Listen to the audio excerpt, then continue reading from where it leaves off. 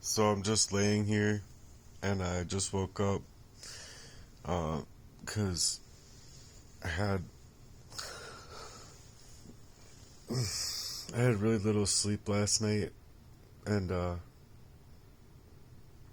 I've been just so drained for multiple reasons. But what my problem is here is that my sister-in-law basically shook me and was like, not shook me, but had her hands around my shoulders and just was like very verbatim, like, just know that you'll always be able to call or text, and at least to call or text me personally. If you can't get a hold of us, meaning her and my brother, that you at least have me.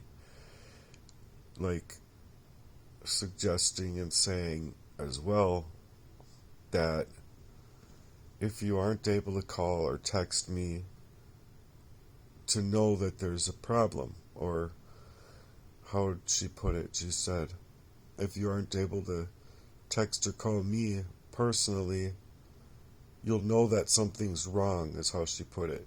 You'll know that something's wrong. So then, right after that, no explanation or whatsoever.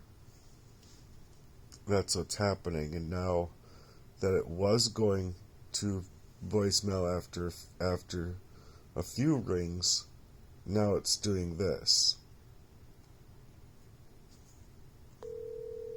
Your call has been forwarded to voice.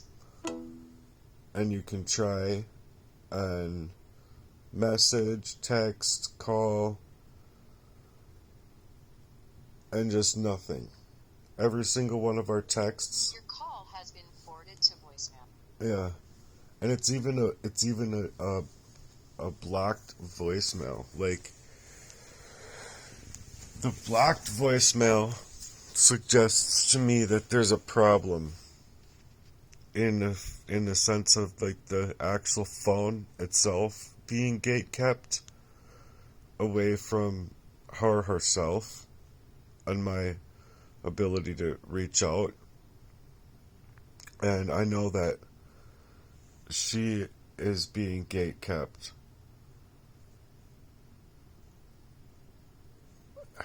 Yeah, she's being gate kept because she had the integrity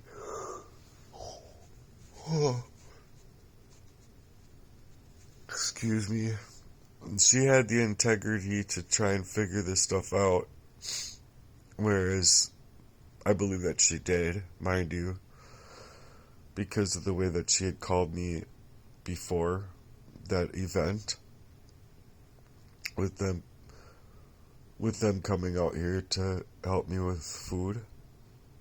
And she calls me and says to me that based on some of my work, that she feels that I have integrity with like the spirit of the Lord that's helping me, you know.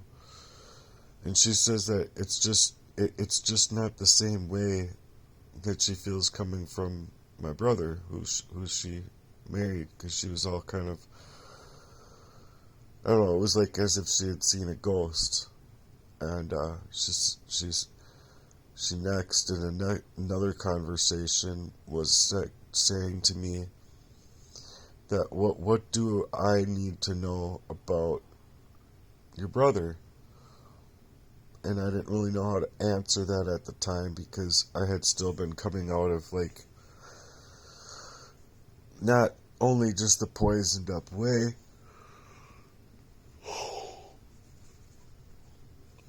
but the fact of the matter is that I haven't really gotten a chance to really know my brother.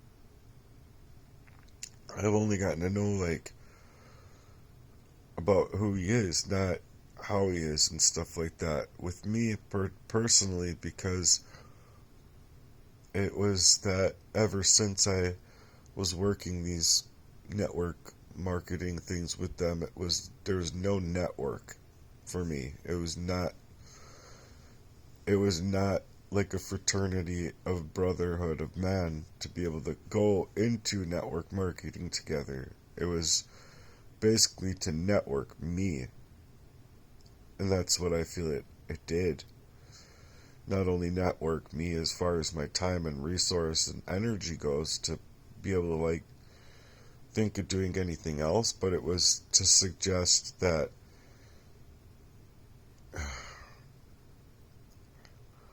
they stole my accounts, or they had information stolen from me, you see. And what this stolen information did was specifically to network me, to get my information to others within proxy, basically, to continue the harassment. And abuse. Harassment and abuse. So when I grew up, basically, it was like these townhomes, and there was a bunch of people against us. But then when people were for us, it would be like they had to be secretly for us. They were secret supporters of us. And the reason that they were secret supporters of us is because they couldn't just outright come out and support you, because if they did, they too would be targeted. You see? Based on, I believe, the crime family and whatever of what my messed up fat-headed father is, to just suggest that he can just get away with doing this stuff to his own children. And so now I'm in this position where it's like imagining it being like, you know, the whole townhome area wide.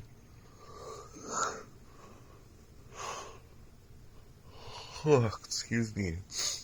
And I know that it was more than just the townhome area wide. It was, you know, citywide, and you know, the crime went to certain places other than just the city we lived in and the city he lived in and whatnot. So now you can imagine that being full grown, you know, and just grown worse and worse by the year, basically, on who comes into your life, who goes out of your life, and things like that. It's to control your relationships.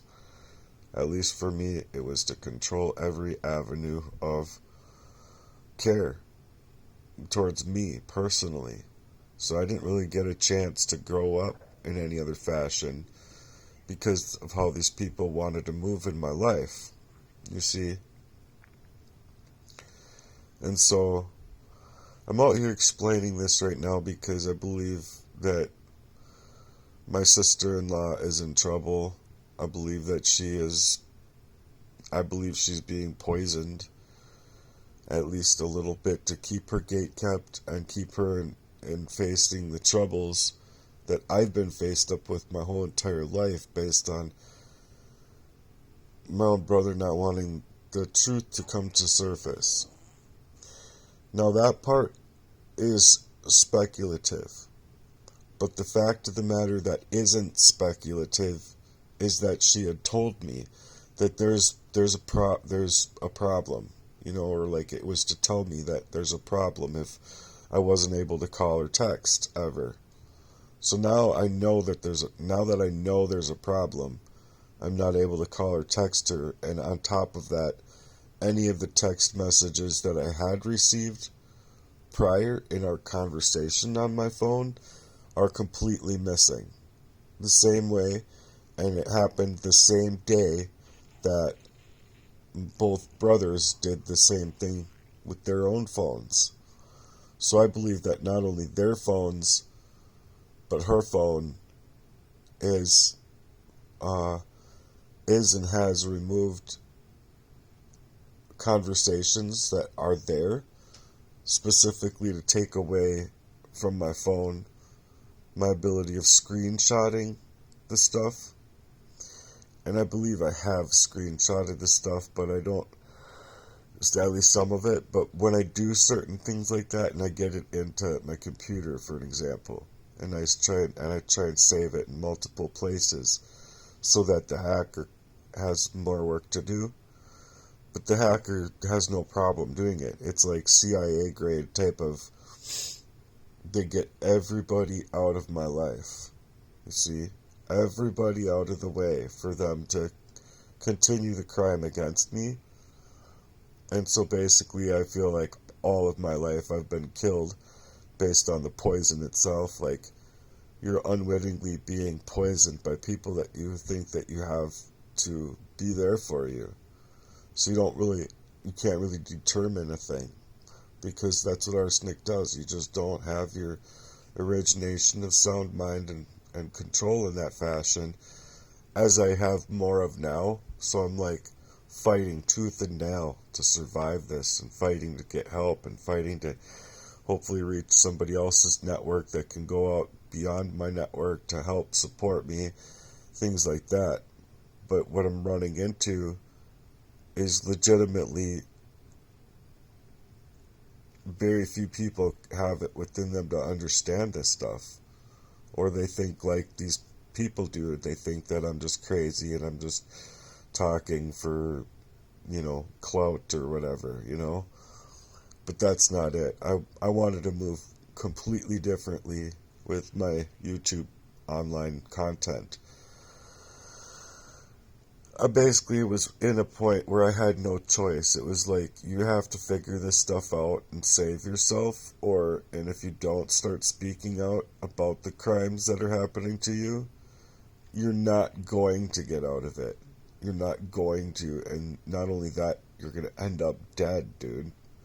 So I'm like, okay, well, I have to move differently if I'm going to save this situation. And right now I feel wholeheartedly that I don't even think the police would do anything. And I know, if you ask me, I know she's in trouble over there.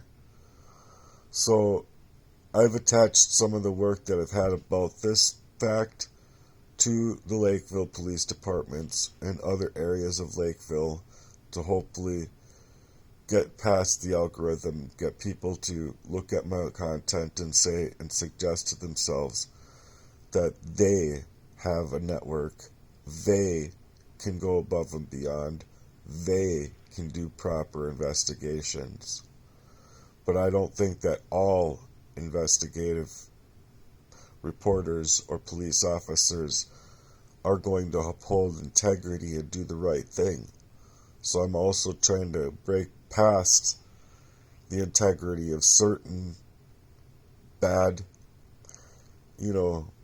bad people that are not only taking the money from the paycheck of the job, but are taking non-governmental organizations' money in that way of being able to continue the crime in my life and others' lives that try and help, And so when I'm being gatekept in this fashion, it's really scary, because it's every last little area of my life just going kaboom, kaboom, kaboom, kaboom, kaboom, all over the place. I mean, you can imagine it being like my love life, my financial life, my ability to eat, my ability to reach out, my ability to do this, that, and the other. A good one would be sleep deprivation, being forced into situations with sleep deprivation. You could imagine it being like the attempts on my life through poisoning me, attempts on my life through cyanide or chemical bombing me, just attempts all over my life, sabotaging my life. And you could imagine it being like a warfare, where it's like you're like a lone wolf, basically strategically trying to figure this stuff out, and you're a gunman in a war, but every last little area of your life that you're trying to get to and secure back is just grenades or missiles and bombs just going off left and right. That's kind of what the spiritual warfare has been for me. And so, because I felt that the integrity of his own wife wasn't too happy about him trying to hide something from her that he just couldn't hide anymore, was and was and is now fully overgrown blight. Like, you can imagine a guy's yard that's got, 10 miles high of grass and a gamed up lawnmower where if he pulls that cord and gets it to run one more time, that the flooded area of gasoline is going to spark, and that spark is going to explode and cause for that gas powered engine to bust apart, and you're standing right there, and it's going to cause shrapnel to come into you and bust you all up. You know what I mean? And so that's kind of what happened literally with my gas powered lawnmower, because me and Jesse got the same lawnmower, and he was coming in my place, and they're gaslighting me left and right. And so that's another reason I'm coming out here, is that because I've had nothing but overgrown blight in my life, and the police aren't doing anything. They're holding zero integrity towards the situation, zero compassion towards what I'm saying online, and no compassion about being a police officer and the sentiment that I was coming to them about. This has been a premeditated crime over my entire life. So I'm not just talking about the poison. I'm not just talking about this, that, the other. I think that there's enough evidence to support a real police officer and a real policing activity to suggest that they have enough probable cause to go after these people. But what is happening instead is that they're not going after these people, and they're actually coming after me. They're actually making me out to be the crazy or whatever. And it's just not true. Not true at all. Anyway, I'm trying to figure out what to do. If someone can suggest what to do in the case that I believe my sister-in-law is now in trouble, like serious, serious trouble. I mean, she said it herself. If you're not able to get a hold of me or text me, you know that there's a problem. I'd imagine someone would say going over there and doing something to try and, get her away from him long enough or whatever to figure it out. But what I'm not able to figure out is why anybody at all, her family, supporters, anybody can't help me figure that out, because it's like my car has been gamed up, my brakes have been gamed up, my job life has been gamed up, my gig app community has been gamed up, my phones have been mirrored, my phone and accounts in my phone have been hacked, or data has been gone into, my medical reports have been hacked. I even have a letter about that. The computer itself has been hacked. My internet itself has been hacked. It's like they have me GPSed and monitored wherever I go to know my every move, because they're trying to protect their own syndicate, you see. And so I have no availability of my own origination of self, and I'm trying to get those pieces back with integrity.